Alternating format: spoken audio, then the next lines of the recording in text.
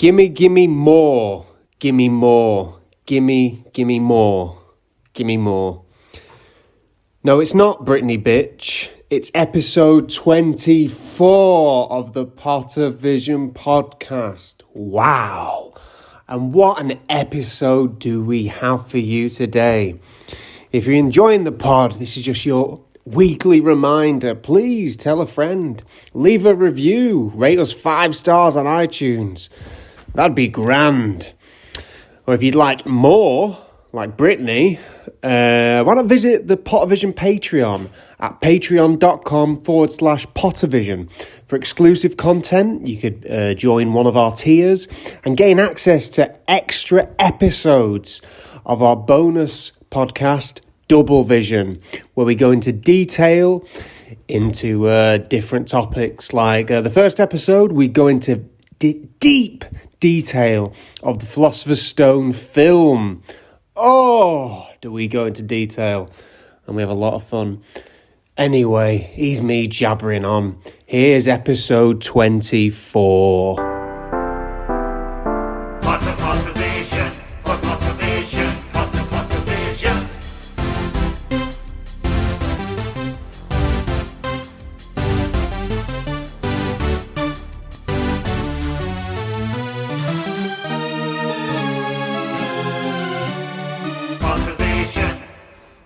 Hello.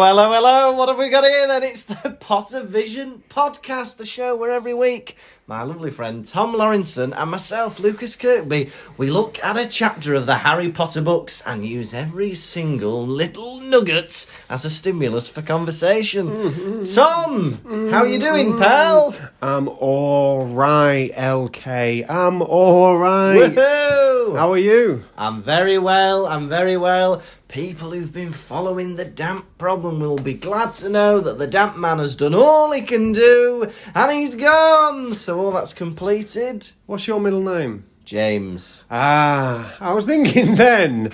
I was like, what if his middle name begins with C? Because then you'd be like Lukey CK, wouldn't you? You know, Hey! Quite like the disgraced comedian Louis CK. Thank goodness my middle name is James. Because I've always thought you were very similar to him, but we won't go into that. Yeah. And what's your middle name? Was it Robinson? Tommy Robinson? Lawrenson? Who knows? Hey. Actually, it's Stephen Yaxley Lennon. I love it. How has your week been, Tom? It's been all right. Let me tell you something. Yeah. 2 weeks ago, the bin men, they did a prank on me. Oh, yeah.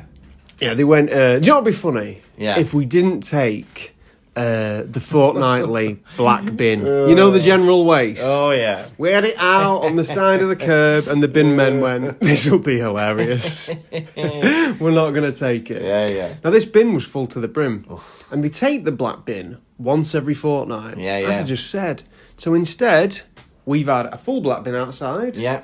And then we've just had a bin in our kitchen filled to the brim with waste. Oh! That's why I've been smelling so bad lately. Yeah, I wondered. Keep going over to the bin, looking in, you know. Yeah. Other than that, I had a spark of interesting news. Yeah. I suppose you could say it's positive. I put a video of me on TikTok making fun of some kids. And it did quite well. It got over 620,000 views. Whoa! And can I just say, one of them was me. Because I watched and enjoyed that said video. I think 20,000 of them were me. Yeah, probably. But it was great. You were taking the mickey out of kids who sell sweets at school. Yeah. But in a professional way, like they were putting them in... No, they sell them over the internet. So they're expecting people like you to make an order. Whoa, like an Amazon thing. That's weird. But, it's the age-old saying, don't take sweets off kids, innit? No, pay for them. That's what we say, pay for them. If you're going to take a lolly from a baby, pay. Pay the baby in kind. But that was interesting because I was getting I'd never happened to me that before. Yeah. My phone was lighting up. Some people loving it, going, ha, very funny. And some people like, what are you doing this for, you sad old weirdo? The kids liked it. They put, ha, this has no right to be this funny. Thank you, mister. Something like that. Yeah, excuse me, my TikTok has rights. Very good. Yeah, that was interesting. How about yourself? You've been rolling around. The damp is done, you said? The damp is done and the kitchen is being delivered tomorrow. Oh! So it'll start getting put together, and hopefully by next week, next episode, we might be seeing the light at the end of the tunnel at last. People will be singing, "What do you think you are cooking, Mr. Kirkby, now that your full kitchen's done?" I really, really hope so. What a lovely reference to Dad's Army. Yeah, no, I came up with that. Did you? Yeah. All right. Well, I've got a surprise for you. That sounds very similar to a classic British TV sitcom theme tune. Well, have I got a surprise for you? What? Oh, he's just pulled a tongue at me. Yeah, pulled tongue. What did you say? Stick your tongue out at me. Stick your tongue out. But I will tell you a little awkward thing that happened in school. Now, Awkward. One school I work at, Monday to That Wednesday. just happened. Awkward. Hashtag orcs. Go on. I work at one school Monday to Wednesday. They know me there. I'm on the payroll. I know everybody, blah, blah, blah. On the other school, I come in as a contractor to do tuition and I have to invoice and stuff. So I don't know the staff very well. Comes in as a contractor, pencil behind his ear, Yeah. tape measure. Right, who wants some tuition? Yeah, I come here, I look at the kids and I go, oh, these were a lot worse than you said on the phone. These kids are daft. I thought these were going to be grades 3 or 4. They're 2 at best. It's going to cost you a lot more. Right, dunce's hat for each of them. Yeah, I'm going to have to invoice you for the dunces hats. Didn't think I'd have to get them in. But let me tell you this. Normally I go out for me dinner. And if you go out, you have to sign out at reception, right? Yeah. So, I'm in my class. I go out to sign out at reception. But there's a big group of people in reception. And loads of people are stood next to the screen where you have to sign out. Mm-hmm. And what they're doing is they're saying goodbye to a member of staff. Yeah. Who's leaving, right? Yeah. But now I'm in the group and people are doing speeches about, hey, look at what you've achieved here, but look at how far you're going to go. There's life beyond this place. Yeah. Travel the world, do what you've got to do. And I feel like a bit awkward walking away, so I stand in the group. Yeah. And they're like clapping and stuff. And I'm clapping. I'm cheering for this guy. And I think he works for like the site team, doing like odd jobs and stuff. I'm like, wait. And then I'm there for about 10 minutes and it's not ending anytime soon. Somebody else has got a speech, somebody else has bought a card, flowers. Yeah. So I wait about 10 minutes, it doesn't end, and I just go back to my class and don't have my lunch. Because I couldn't escape the school. So yeah, that happened.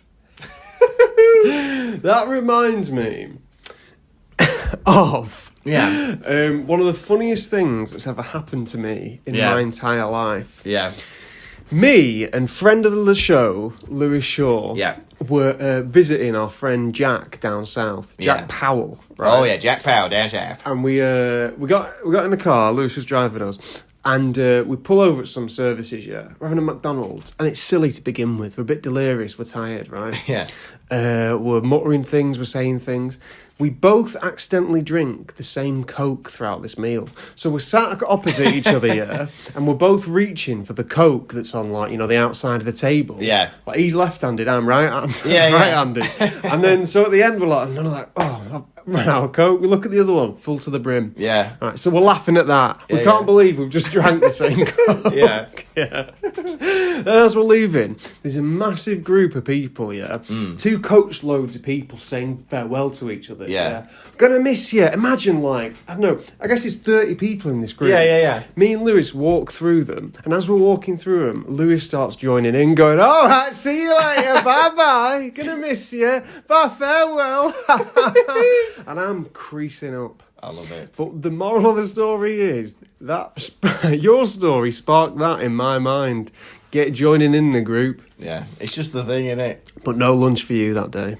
No lunch for me that day. I just had to go after school. There we go.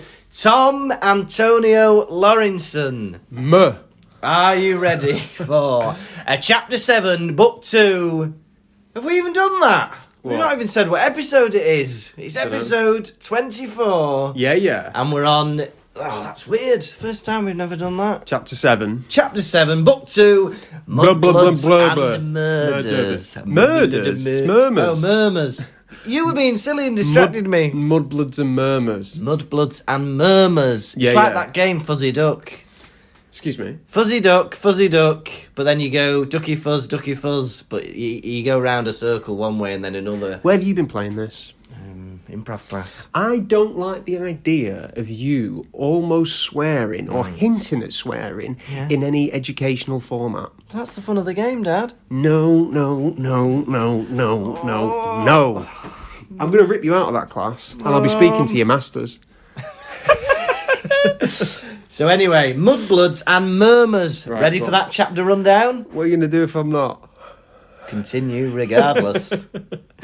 So chapter 7, Mudbloods and Murmurs. Harry is woken up early morning, it's like 5 a.m, by Oliver Wood. He's got a brand new training programme and he wants the Gryffindors on the front foot at the start of the year. He's going through all these strategies, he's getting them out on the pitch. Colin Creevy's there taking photos. When suddenly, who should invade the pitch? But the Slytherin team. Oliver is annoyed. He's booked the pitch, but they've got special permission from Severus Snape to train up their new Seeker. Who is their new Seeker? Draco. Tom has written a filthy word on his hand and just shown it to me. He's decided for book 2, every week when I do my rundown, he's going to scupper it in a different way. That was not my intention.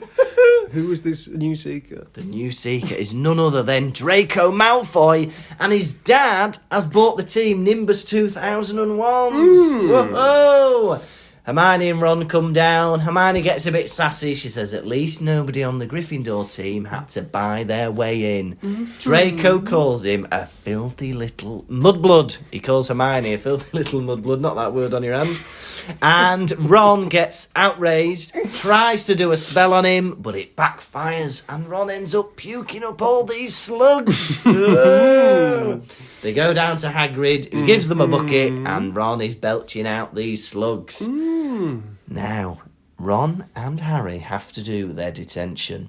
Ron is with Filch, buffing up all the trophies in the trophy room. Harry has to sign Gilderoy Lockhart's fan mail. He's there for 4 hours writing all the addresses down when suddenly he hears a voice. I'm going to rip you. I'm going to tear you. I'm going to kill you. Lockhart can't hear this voice, and Harry is proper spooked out. He goes back to the common room, tells Ron all about the Mudbloods and Murmurs. Ron was there for the Mudbloods. Why is he know. telling Ron about the Mudbloods? Well, I always like to end my rundown with the title of the chapter. All right. To loop it. Never listened. Anyway, yeah, what a chapter. What a chapter! It was a may I good chapter. say. This is the type of chapter that you, if you're reading, you Yeah. love to read. Yeah. You know, it's a good nice chunky fillet chapter. You're like, oh, that's good. Dialogue, people, things are happening. I love to read it. I imagine being a little kid reading this, I'd be satisfied. This would leave my tummy, my intellectual tummy, nice and full and stimulated. 100%. And we love stimulating your tummy, Tom. Yeah, this chapter was meaty, wasn't it? It feels like we're enough messing about now with the flying cars or whatever. We're into Hogwarts, we're into lessons, and the plot is moving forwards. I love the fact that Malfoy is revealed as the Seeker. That feels like a good bit for him, That was good. this book. I'm glad they told us the rules of Quidditch again. Oh, I loved it! We will definitely come to that later. Yeah. But yes, so it started off, chapter 7, talking about the fact that Harry is trying to avoid people. Yeah. Right? And can I just say, avoiding people is very fun. Go on. Sometimes, this is a weird thing that I do, and I don't know if this is weird, but sometimes if somebody is behind me on a flight, you know, like some stairs that go round, I try and go faster than them so they can't see me. You know, like when you feel like they're just round Oh. the corner from you. Yeah, I get you. I don't like the idea of somebody seeing me up the stairs and I go, oh, I'm going to go a bit quicker. I sprint upstairs. I'm not joking. Yeah. If I hear someone coming, I sprint. Yeah. I don't know I don't know whether it's because I don't want them staring at my juicy butt. I don't know if it's. Yeah. I don't know what it is. Maybe it's because I don't want to hold the door open for them when Yeah. they get there. Yeah. But I will sprint upstairs, like trying to stay away from people. I was talking about this morning to my girlfriend. Yeah. I run when I'm alone. Like if I'm going to the shop, Yeah. I'm Forrest Gump, because if I'm going somewhere, I am running. Yeah. What do you make of that? I love it. I always do things. I don't know if this is like I don't know, just a weird way the brain works. But sometimes I'll give myself time limits to do stuff. I'll be going up some stairs, and then I'll just start going 5, 4, and I'll try and get up the stairs before I hit 0. It gives like a weird sense of I adrenaline. wonder what it is. I used to do stuff like that. You know, you go, if I can run to the end of this street, I'll win £1 million. If I can, if I get to the post box in time, my whole family will be saved. It's those things, isn't it? And like, yeah, just the idea that, something bad will happen if I don't do this.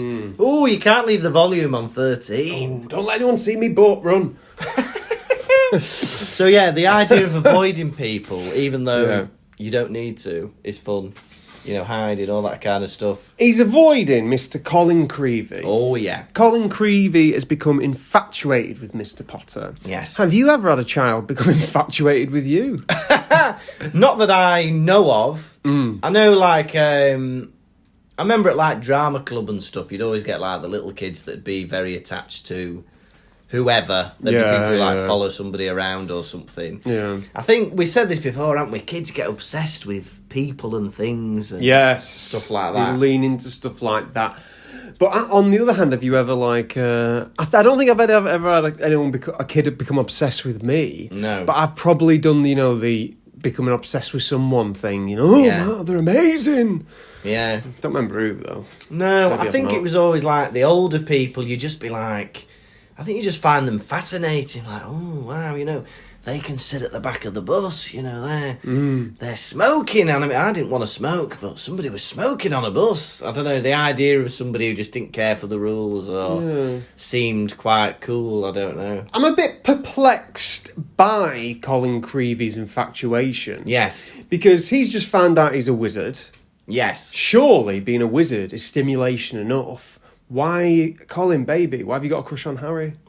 Well, it's almost like Harry, isn't it? Like, because Colin seems to be quite similar to Harry, because his dad is a milkman, and he's just found out he can do magic. But within the first few days, that's already behind him. Like Harry was, within seconds, he was like, right, what's next? Yeah. Maybe that's Colin, he's obsessed with Harry, he's obsessed with... There are those parallels, because in the first book, we are introduced to everything because Harry is unaware of it all. And then they're using Colin as a refresher of everything. Colin going, what are the rules of Quidditch? Yeah. And I'm like, oh, that's a good page wasted, having to read the rules of Quidditch again. I mean, I'm looking forward to the next 5 books where we're finding and creating these situations where the rules of Quidditch have to be told again and again. Goblet of Fire, we're in like the Quidditch World Cup. Harry turned to his left and he was reading the programme for the match. And on the first page it said the rules of Quidditch. And writing it out. The 7th book. Just as Harry was about to fight Voldemort for the final time, he remembered all the Quidditch matches he'd had over his time at Hogwarts. Remember the 2 bludgers that have to be flown around. And Voldemort says, oh, Quidditch, I'd forgot about Quidditch in all my fury. Care to explain the rules again? Yes, I will. Gladly. And in the Department of Mysteries, Harry picked up the wrong ball. It was a ball that told you the rules of Quidditch. Not his prophecy. Now. Yes. In this, How many? In this chapter, Yeah. Oliver Wood, right, appears to have, and I don't say this hastily, Yeah. he appears to have lost it. Yeah. Right, so chapter starts off, and he's shaking Harry awake. Yeah. Yeah.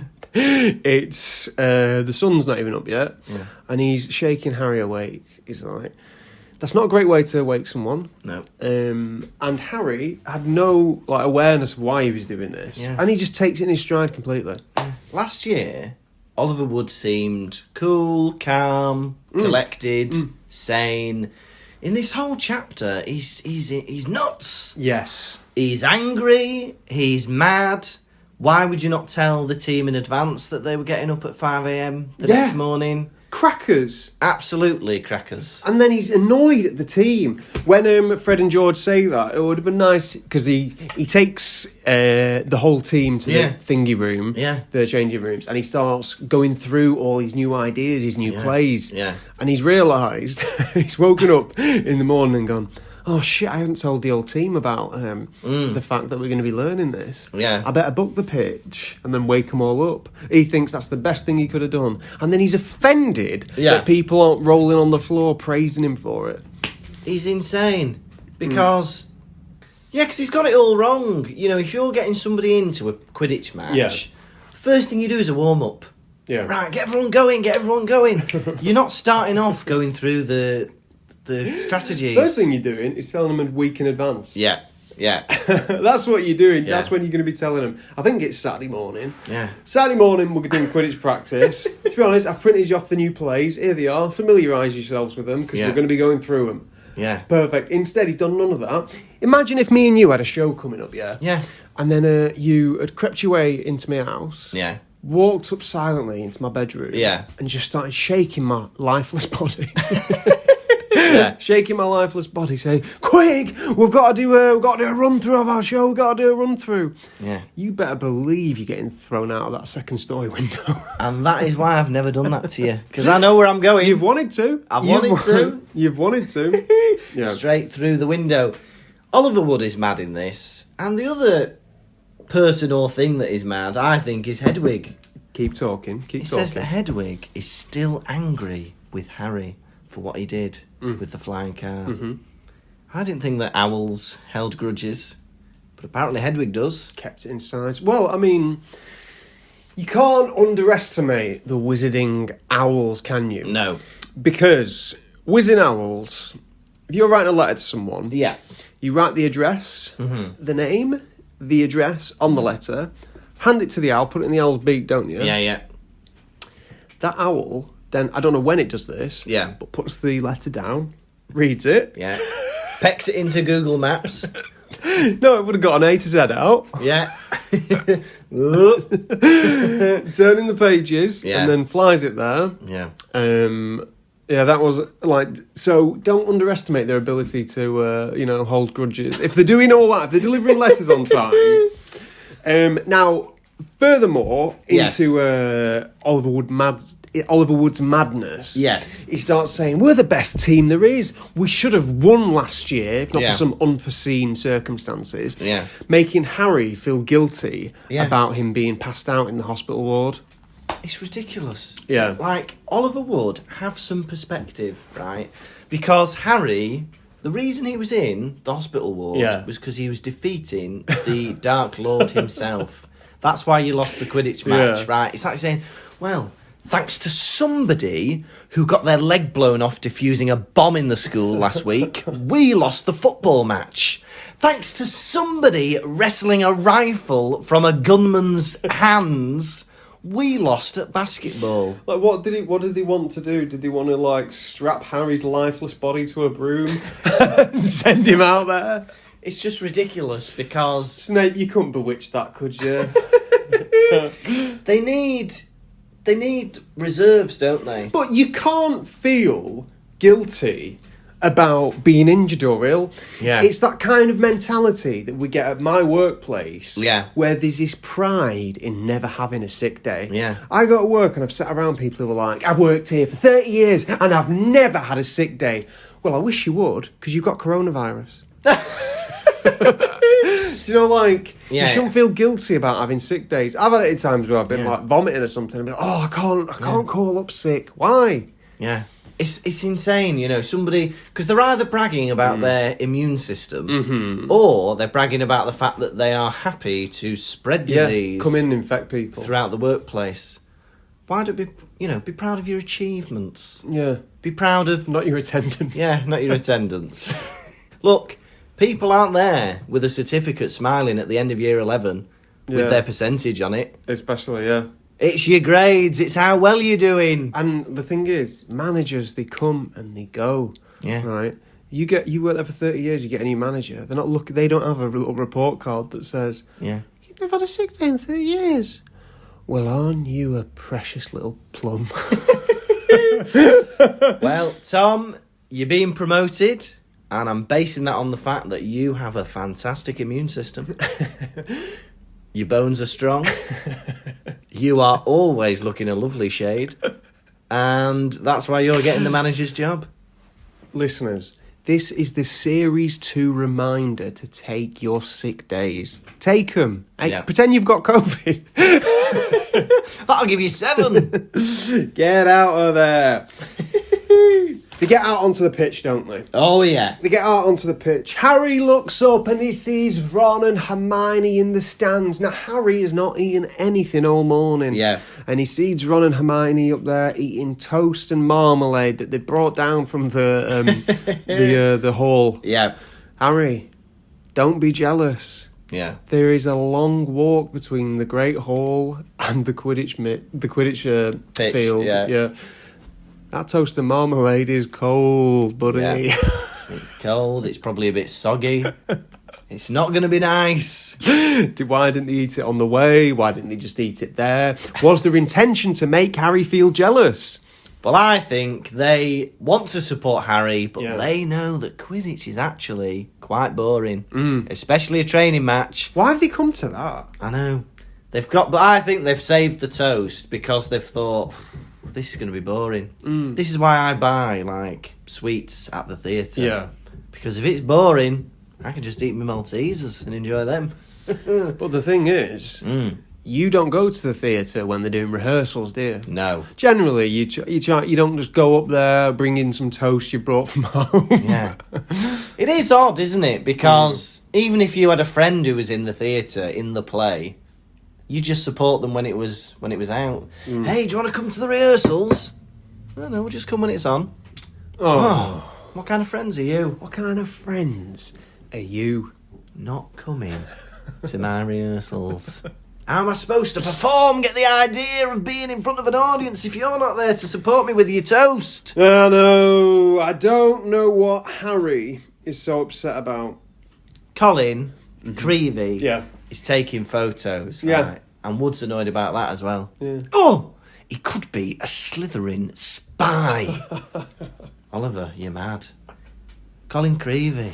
Hey, he's in Gryffindor. And he's not a spy.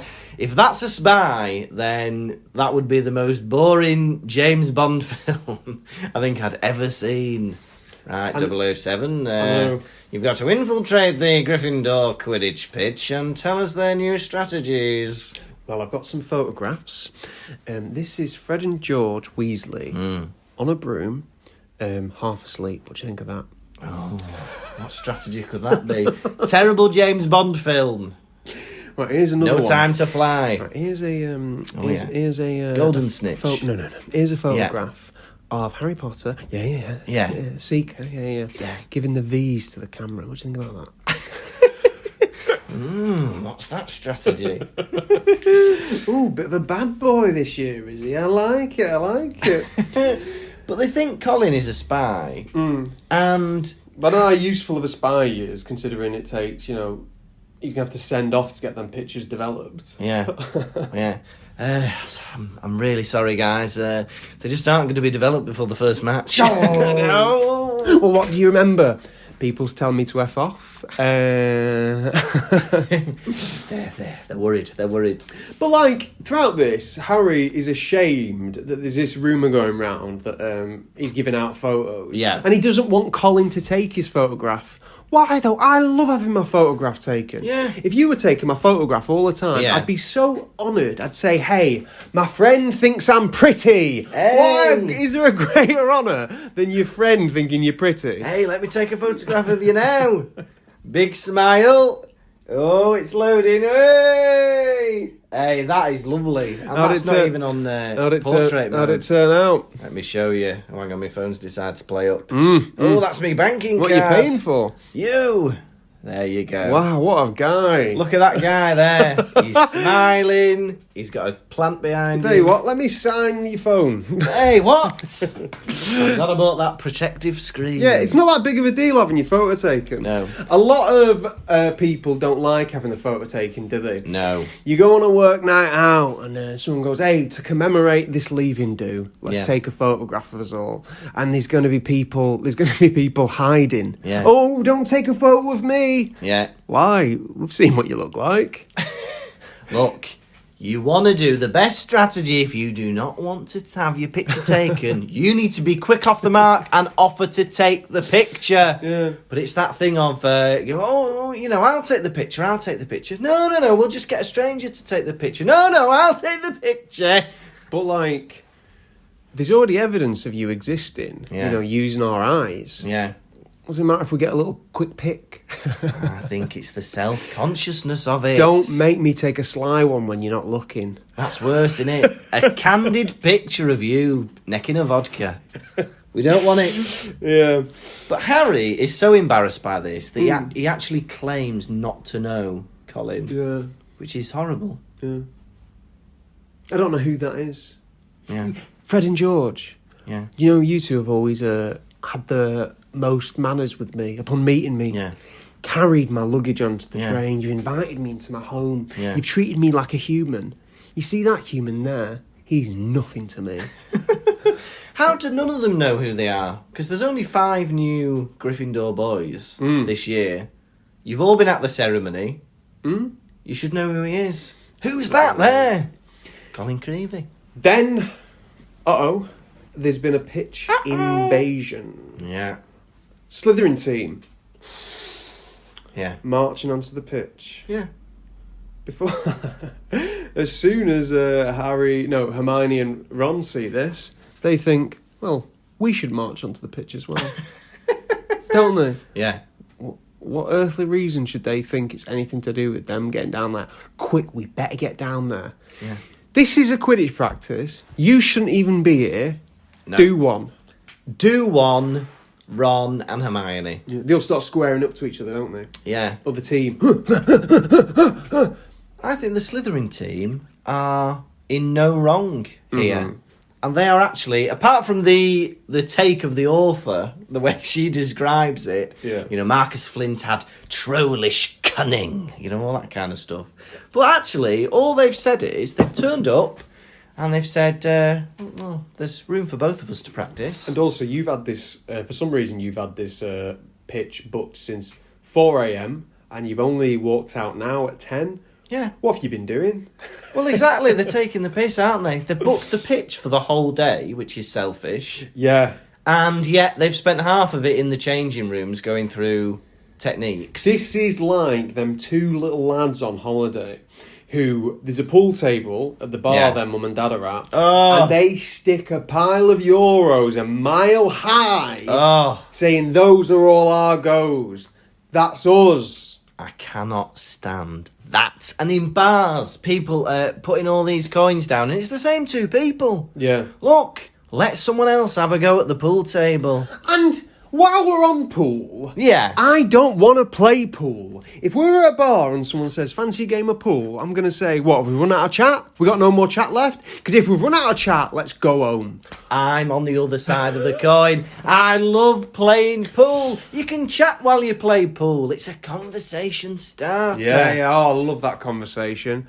Well, that was good. Oh, look, you've demolished me here because you're really good at pool and I'm not, and you've potted ball after ball after ball after ball while I've potted one, and now you've potted the black and we're done. That was good. Should we play again? That was a really good use of my 30 minutes, that. Do you know why that was a shit conversation? Why? Because it was only you speaking. That was you. If you used a bit more of these and a bit less of this, it'd have been a nice 2-way flow of chat. Listen, listeners, during that he pointed at his breasts and then he pointed at his bum. I don't know what he was trying to say.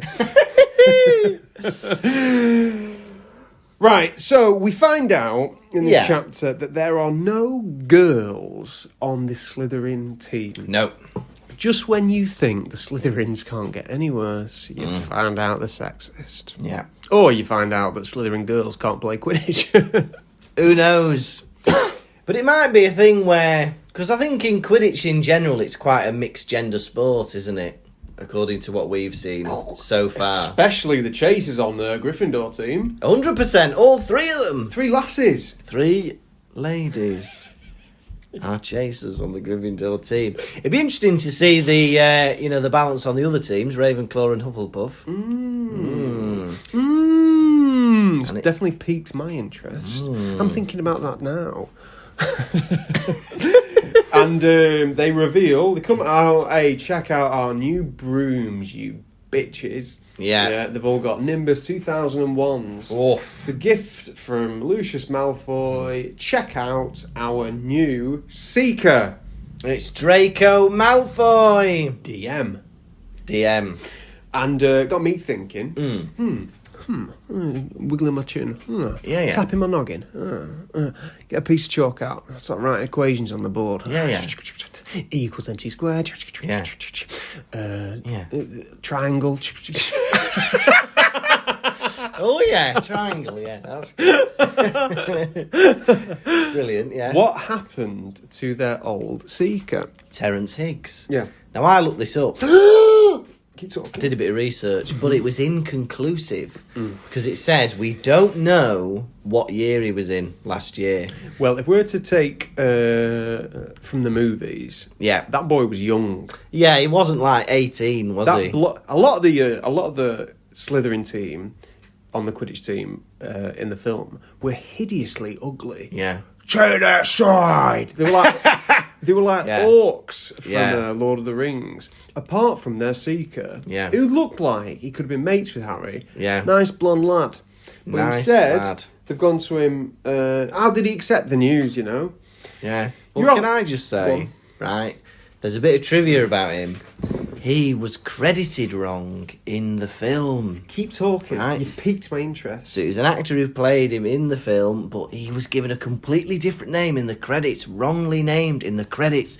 And I would like to personally now give him the credit he deserves No. by telling you what his name is. What? But I've forgotten it. So never mind. You had my interest. Yeah. You've wasted my time. Yeah. I can't say that I'm going to be giving you much attention throughout the rest of this record. I'm sorry, but I can only give so much to you after doing stuff like that. But what they said is, Keep talking. in the book, what I was reading is that last year and in the book and everything, he is actually a Slytherin player who plays by the rules and he's actually fair. And I think maybe that's why he was not ugly in the Oh, film. really? Because he was actually all right. He didn't do anything wrong, I don't think, the Slytherin And Seeker. if you think about it, in the film, him and Harry start tussling, don't they? Yeah. Harry gives the first shove. Yeah. He was good all along. Now, did Me. he Yeah. just accept the news? Do you know what I mean? Yeah. You're off the team, but don't worry, we're all getting new brooms. You're not. Yeah. And by the way, a second year is taking your place. But don't worry, Yeah. we're all still evil and no girls on the team. Do you happily resign? All right, yeah. Whoa, a second year replacing him as Seeker. He's got to be the youngest Seeker in about 12 months. Well done, Draco. Ooh, but it'd be nice to know when Draco's birthday is. No, it would not be nice. Why? But let me tell you this. Why do they need Yeah. to practice on the Quidditch pitch? Yeah. You are in the Highlands of Scotland. There is green everywhere. Yeah. You don't need to be on the pitch. Surely you can just throw up some posts Yeah. and practice anywhere. Yeah. Get a bit of chalk, do a Yeah. big circle, throw some bags down, Yeah. get your jumper on the floor. You've got a pitch right there. Yeah. You don't need the official Quidditch field. Yeah, because as far as we know as well, there are no limits to the field. Obviously, there are the seats around them, but I think you can go as high as you want. Is that right? And you can go around... Well, when Harry plays Quidditch, he makes a habit of flying off into the castle. Yeah. Rolling round on the roof. Yeah. He'll do all sorts. Flying into the store cupboard, just picking up a spare snitch, coming back, pretending he's won. Ron and Hermione run down to the pitch. Yeah. They're like, what's going on here? What's going on here? And then Draco's like, we're just showing off our new brooms. Yeah. Ron gaped. His mouth falls to the floor. Yeah. He can't believe it. Ron, do one. You shouldn't be at the pitch anyway. Yeah. None of your business. Yeah. And I think Hermione is very sassy in this as well. Like, this is probably one of the first times where we get her kind of being actually quite mean, I think. She's right, but this situation is nothing to do with her. No. So it's to do with the Quidditch teams. Yeah. They've invaded the pitch when Gryffindor had it booked using a note from Snape. Yeah. Nothing to do with Hermione. Yeah. Hermione comes in saying at least everyone on the Gryffindor team earned their place by their own merit. They didn't buy their own way in. And Draco says, Draco says, shut up, you filthy little mudblood, or whatever he says. Yeah. Before he says that, he comes in hot. Yes. He comes in hot. They reveal him, and he's making jokes. Yeah. He's like, bloody hell, maybe you can auction your Clean sweeps. brooms off. I'm sure a museum might want to buy them. Yeah, they're all on form. They're like, oh, you could sell your clean sweeps. They'll sweep the floor with them and stuff. Yeah, it's Brilliant. puns. Jokes about museums. He's on top form, then he goes too far. Yeah. He goes too far. He calls Hermione a mudblood, which is the worst thing you can call someone of a mixed blood family in the Harry Potter world. Yeah. And everyone, at this point, this pulls the trigger of absolute chaos. Yeah. In the next, page. Yeah. He says that, a tussle starts out. Yeah. The captain has to dive in front of Draco to stop Fred and George attacking him, right? Ron, right, takes it upon himself. Yeah. He shakes his wand and he points it at Malfoy. Yeah. But accidentally shoots at himself and starts belching up slugs. Yeah. Everyone's disgusted. And if you look at that from far away, it looks absolutely mental. Yeah. It'd be the same as if there was a fight kicking off outside a nightclub, What's going on here? What's going on here? And Ron just jumped in a bin. It reminds me of those cartoon fights. When you just see a cloud and some stars, and then you just see legs flying out of the cloud.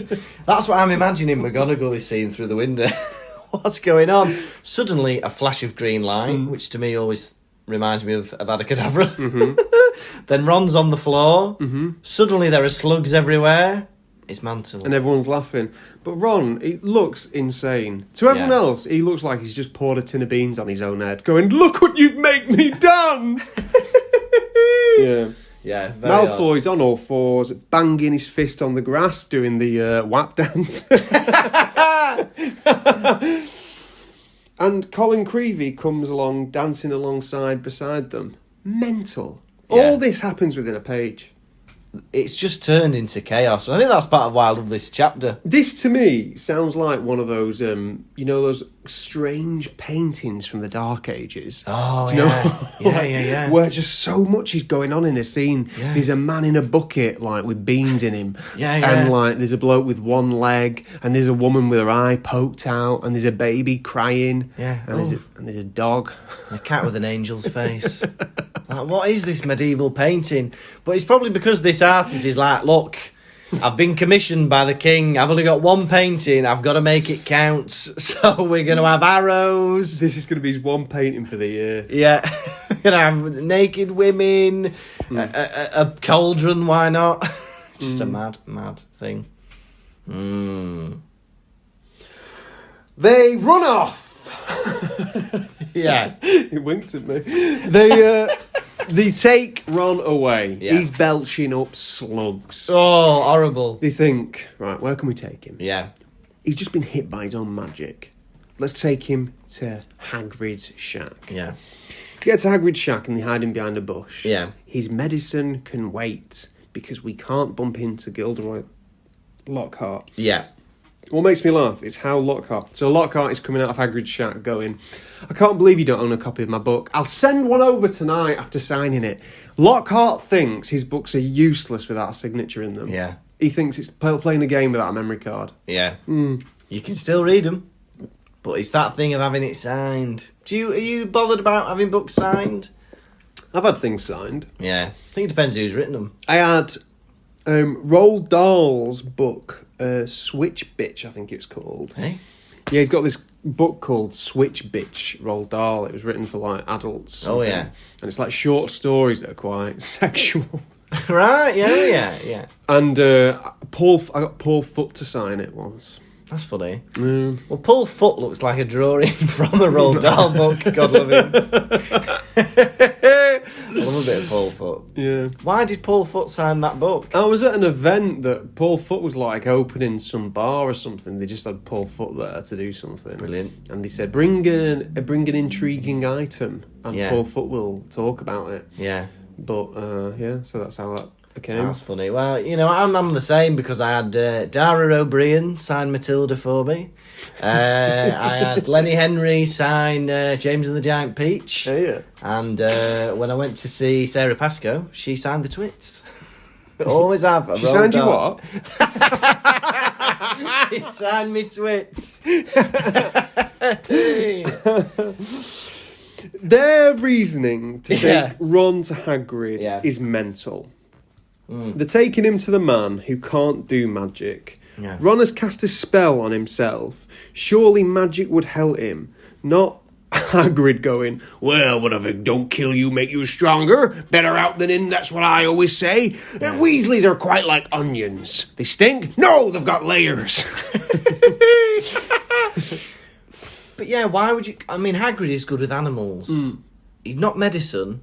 It's like getting rabies and going, oh, well, I know somebody who's good with dogs. Oh, that's no good to me. I've got rabies. I need to go to the doctor. Quick, I'm bleeding out. Let it drip. Let it drip. It'll stop soon when he dies. Hey, if that blood loves you, it will come back. If it doesn't, let it go. You can't just put a saying onto a bodily function. Yeah, better out than in. What, my lungs? Yep. That's the phrase. Again, needy Hagrid. I've been wondering when you'd come and see me. God, pathetic. It's been a whole week. Well, he's a lonely bloke. He lives Yeah. at school. His only pals are pumpkins. I am 100% convinced because Hagrid goes to show them his pumpkins. Now, Do you want to see me pumpkins? he's 100%. Starts taking off his belt. Definitely. He has painted his bum orange. He's gone, right, go outside. I'll be there in a minute. I want you to look at how big me pumpkins have grown. Next minute, he's going through the tunnel, right? He's got his pants down. He's digging his bum through the hole that he's painted orange. Right, give it a good feel. Give it a measure. Go on, pat me pumpkin, pat me pumpkin. Hagrid, why is this pumpkin so hot? It's a special thing I've been doing with it. Don't tell Dumbledore, please. Hagrid, why is there a tattoo of a heart on this pumpkin? Because I love it. Hagrid's bumpkin. Now, they start telling Hagrid... Yeah. They start telling Hagrid that what happened and what Draco Malfoy had said. Yeah. Hagrid starts kicking off, yeah. And Ron, starts explaining to Harry and Hermione what an awful word it is, about how some wizards believe that purebloods are better than mixed bloods, which he says is rubbish because Neville Longbottom is the most useless wizard in the world and you're better than him. Oh, what a nice compliment, Ron. Way to bring someone down while building me up. I love to hear it. Oh, someone called Hermione ugly. Someone called you ugly? You're 12 times as pretty as Susan Bones. Yeah, it was very, very odd, that whole idea of bringing Neville down. But yeah, he's like, there isn't a wizard in this country that isn't half, muggle at some point or other. The wizards would have died out had we not, copulated with muggles. And I'm just imagining, I want to know how many wizards there were to start with, because surely even with like 100 wizards, you'd be able to keep the population going, procreate and stuff. But are they like pandas, where they just aren't horny enough? That's the thing. I was looking at a video of a panda yesterday. Have you seen that one where a panda does swaps its baby for an apple? No, willingly. Well, it's in a cage at like some zoo or something. Yeah. And a woman dangles an apple in front of this panda, and it like releases its hands, grabs the apple, and the woman grabs the baby panda's arm and just drags it through the fence. Yeah. But the big panda's so distracted by the apple, it's got no idea. Maybe that's the problem. They're making the babies. They're just not keeping them. They're just not horny. That's the problem with these wizards. Centuries and centuries ago, muggles would offer wizards an apple, and while they were distracted, they would snatch the wizard babies from them. Panda, what happened to your baby? Swapped it for a Westlife CD. That's awful. I know, they're rubbish. Is that Little Britain? Yeah. It's the wizarding equivalent of Jack and the Beanstalk, isn't it? I've sold the cow for a bag of magic beans. Now, Ron Weasley is vomiting up slugs. Horrible. Harry can barely finish his toffee. Harry, pal, why are you eating toffee? Yeah. Someone's been sick next to you. Yeah. A slur's just been said against your other friend. What is going on with you? He's there eating those treacle tarts, isn't he? I've always wondered about the term mudblood. Is Harry a mudblood? So he's three quarters wizard, isn't he? Well, yeah, because his 3/4 mum, blood. His mum is a mudblood. Yeah. Because her parents are non-magic. Yeah. So surely Harry's got to have a bit of mud in his blood.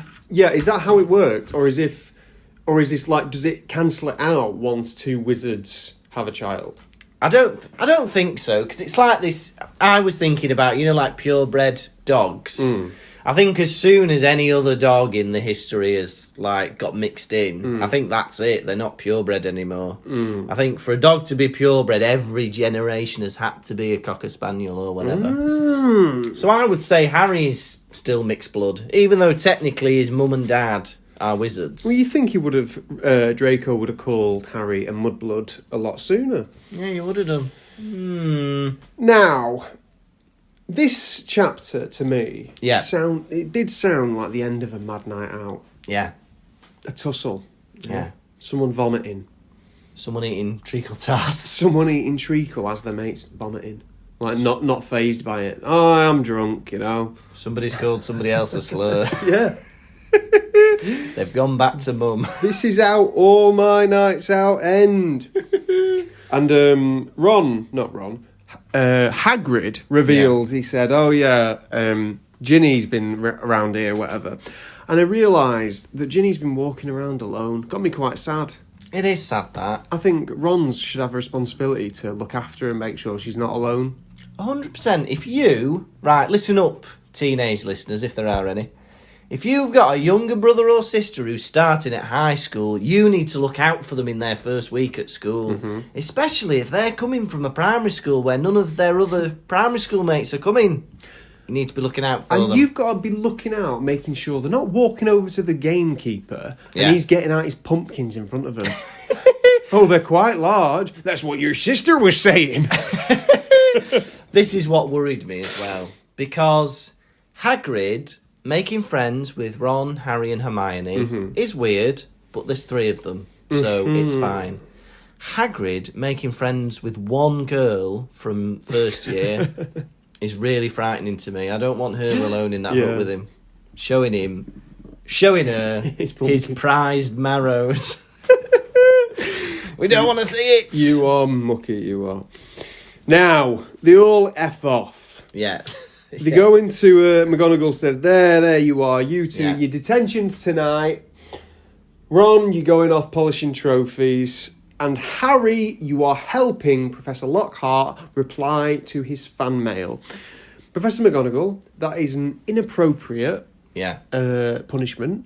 That is a personal thing that Professor Lockhart is doing. Yeah. He shouldn't be sharing those responsibilities out. He can't be going in going, and your punishment will be to help Filch find a date for the Yule Ball. He's very picky and very lonely, and it's up to you to find him a match. That's not a detention. It's not. But, however, Harry is horrified by this, but I would be delighted. If I'd got caught crashing a car into school and I was nearly expelled, if my detention was just to write addresses onto envelopes for a few hours, I think that is I've got off scot-free. Yeah. I would 100% rather do that than polish Filch's trophies. I'm more about company than task. Yes. So if someone was like, oh, you can go wash a car with this creep, or you can go do something boring with someone who looks like they're very clean. Yeah. I'd be like, that's the thing. Do that one. Because Lockhart is a nightmare, and he does go on about himself, but he's pleasant enough. You can get on with him by just nodding your head and saying yes, yes, yes. Yeah, the chat that Filch is going to be giving out. If it was up to me, I'd have had you spanked on the bum. I would have had you chained up upside down by your toes. Right. This school's gone to the dogs ever since they stopped tying children up. What?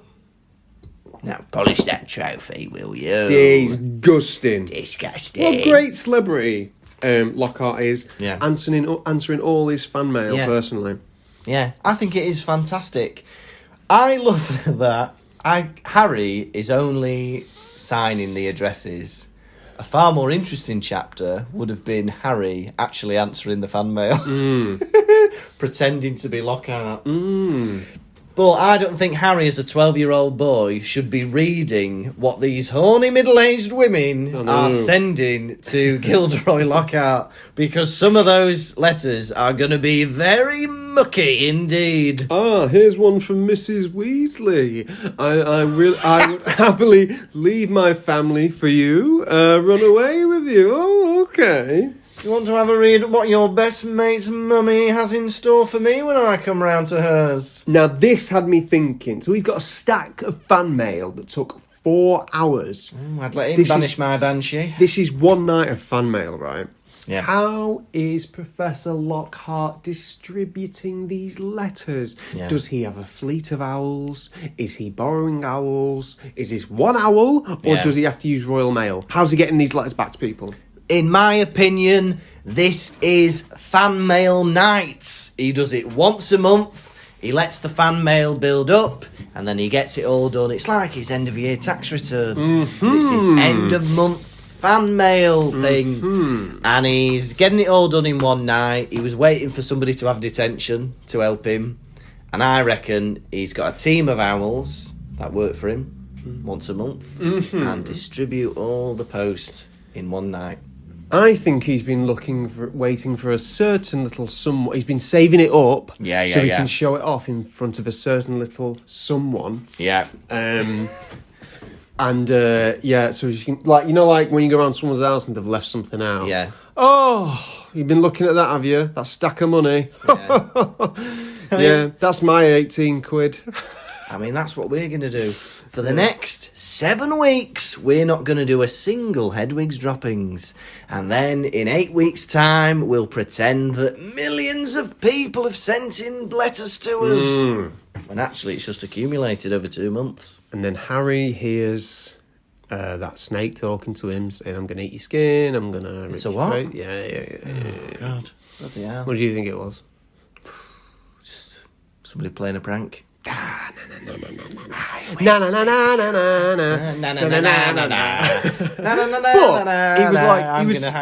He's so certain that it was a voice, wasn't he?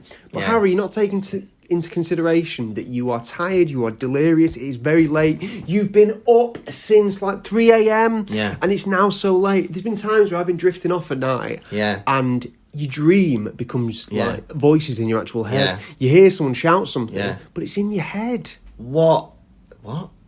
Yeah. Screams. You hear screams. Release me.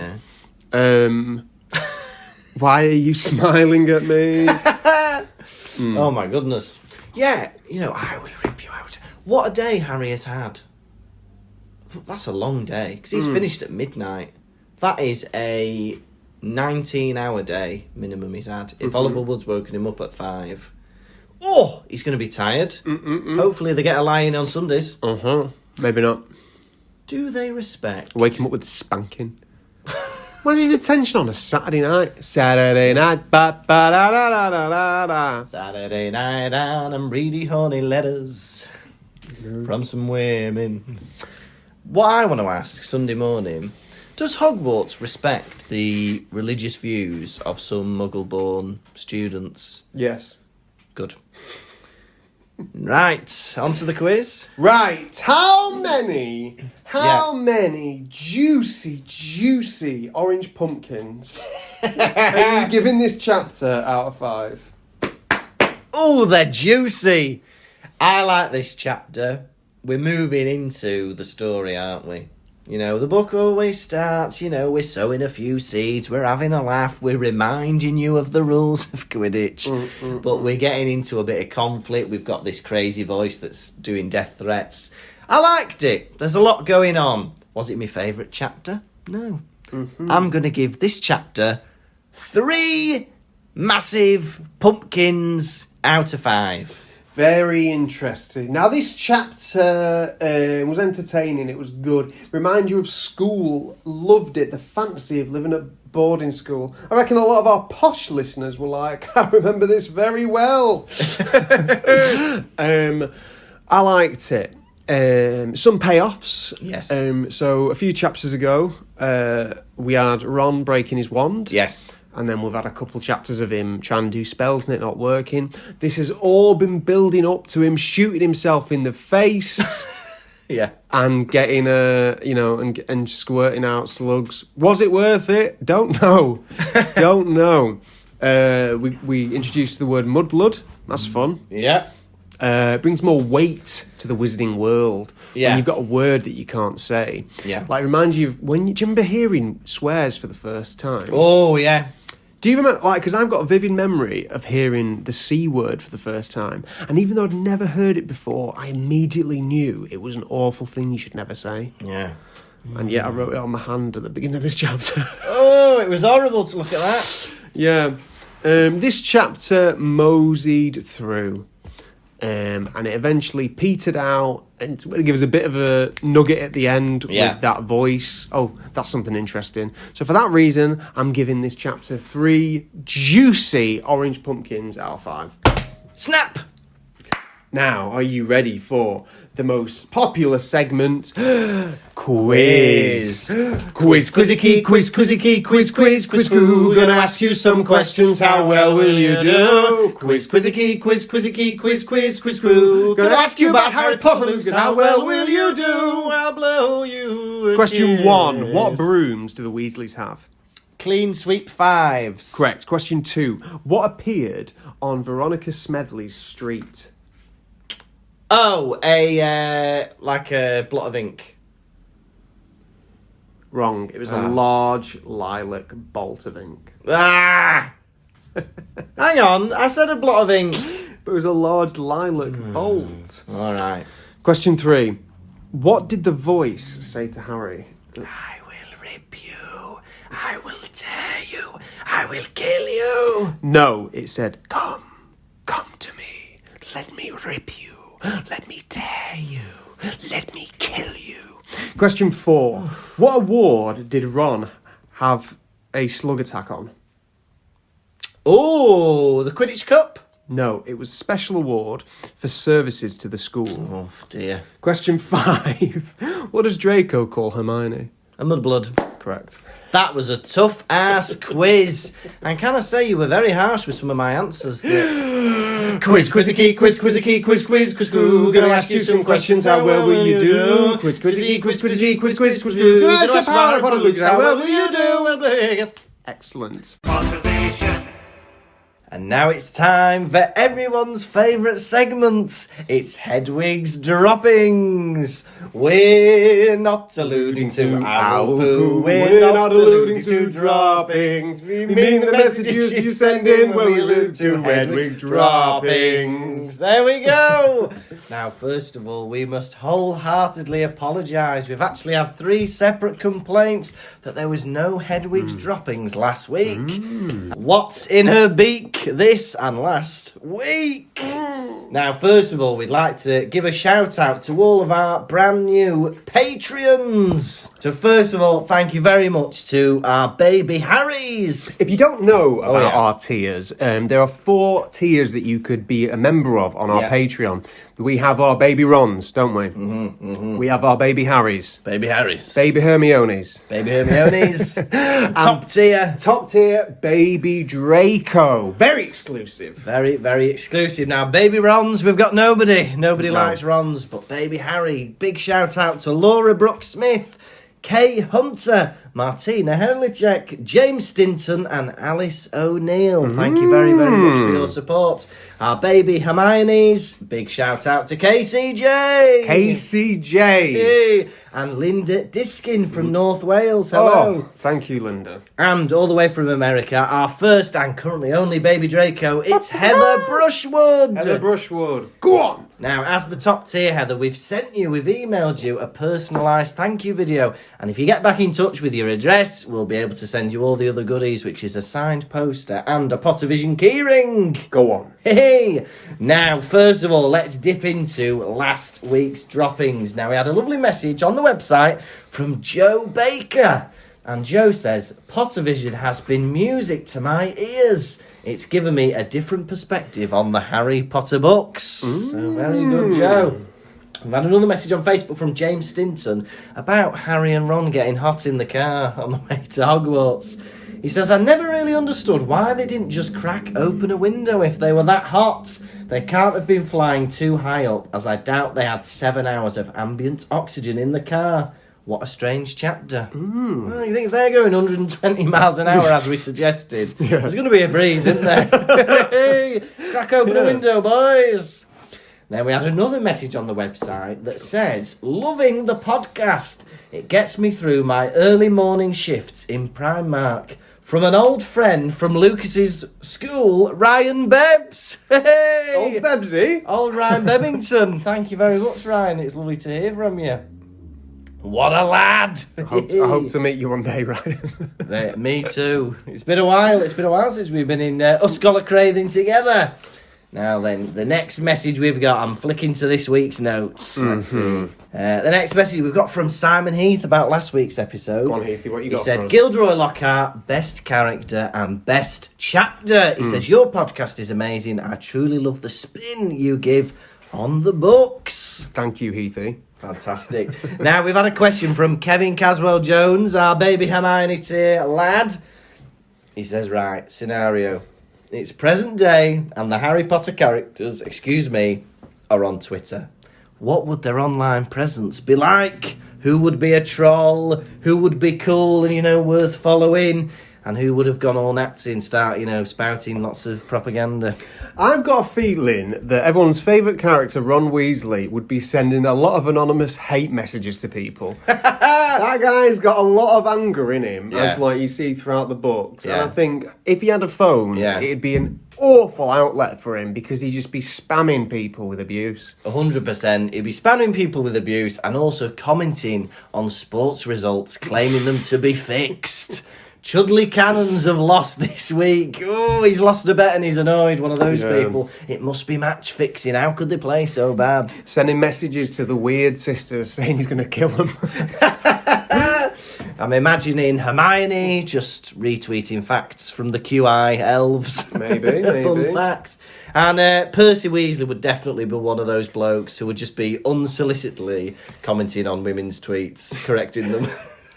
I think Harry would be the type who would not be that clued up, even though he's a young man, not be clued up with having a phone. Yeah. Harry, are you on Facebook? And he's like, no, I don't have that. Yeah. Don't have that. He's got an old phone that you can't even get the internet on. Yeah. He'd be one of those people who has a Twitter account, but no tweets, no retweets, just a profile picture, and he follows Ron and Hermione. Yeah, he's got Dudley's old BlackBerry with a bite taken out of it. Yeah, definitely. Hand me down. BlackBerry.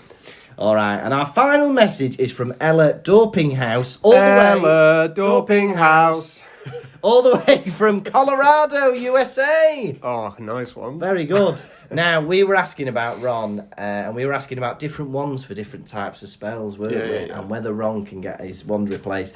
Now, Ella says wands are specialised for different types of spells. Lily Potter's, it says in the books, was a nice wand for charm work. James Potter's was excellent for transfiguration. And she says, from what I know about wand lore, only one wand will work best for you, but you can use other wands if you gain their allegiance. Which made me laugh, because it imagined the idea of having to court a wand. You know, you can't use me yet. You know, I'm not your first wand. You know, you have to, take me out for a meal first. You know, you have to get used to you before you can use spells with me. I know, one pledging allegiance to you, saluting at your presence. I'm imagining it like a twiglet. An arm with arms and legs. Yeah. If you're American, Google twiglet. No, not twiglet, pepper army. Oh, yeah. I'm imagining a pepper army saluting you. If I was a wizard, I'd have a pepper army as a wand. Always a bit of an animal. If you don't know what a pepper army is, Google it. You can have the fright of your life. Yes, it's all the bits of meats that you wouldn't eat normally. A pepper army is a UK staple. Yes, it's up there with pot noodles, I think, pepper armies. We have them with Christmas dinner. We dip it into a pot noodle. Yeah. And pass out in front of the fire. Yeah, it's up there with pot noodles, beans on toast, and spam. But yes, in answer to your question, pepper army. And there we go. That was a bumper edition of Hedwig's to Toppings. Pottervision.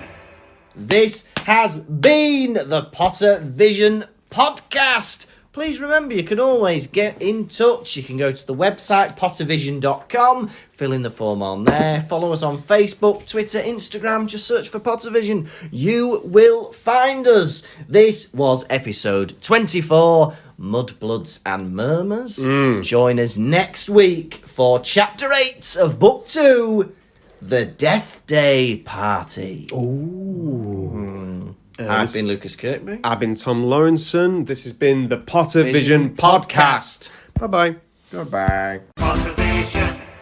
Thank you for listening to the Pottervision podcast. The music was performed by Jack Evans. You can contact us through our website, pottervision.com. And if you'd like bonus content and to support the show, you can visit patreon.com/Pottervision.